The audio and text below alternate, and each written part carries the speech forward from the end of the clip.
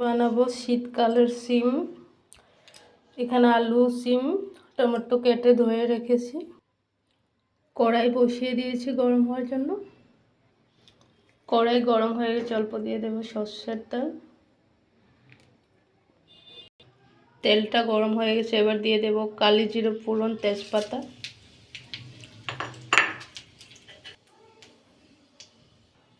এখন দিয়ে দেব কেটে রাখা পেঁয়াজ কুচি,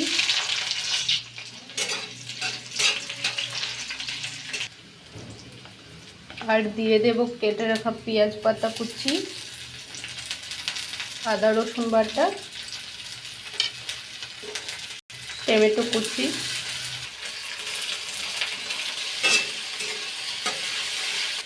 হালকা ভাজা হয়ে গেলে দিয়ে দেব আলু, কেটে রাখা আলু।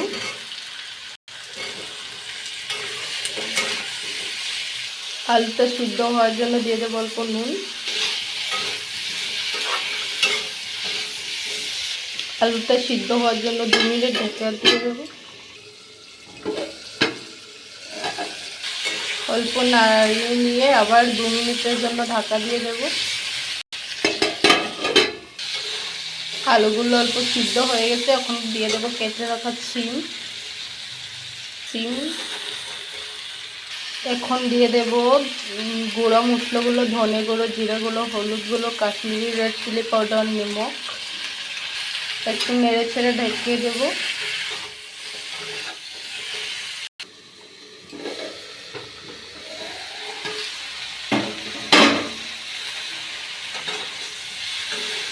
এখানে দিয়ে দেব অল্প একটু জল, যেহেতু মুড়ে লেগে যেতে পারে।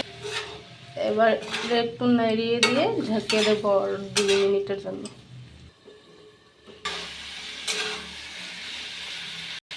আমি এখানে এখন ঝোলের জন্য একটু জল দিয়ে দেব। একটু বেশি জল দিতে হবে, যেরকম সিম আর আলুটা ডুবে সিদ্ধ হওয়ার জন্য। একবার সিমটাকে নাড়িয়ে দিতে হবে।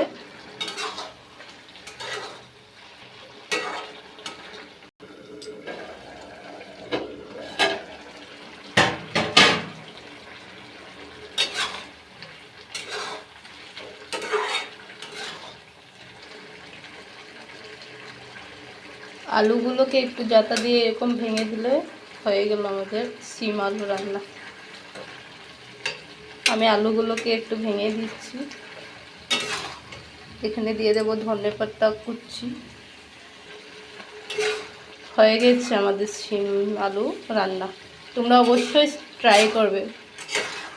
শীতকালে সিম আলু নতুন সবজি, অবশ্যই ঘরে ট্রাই করবে, বহুত মজাদার হয় খেতে। হয়ে গেছে রান্না।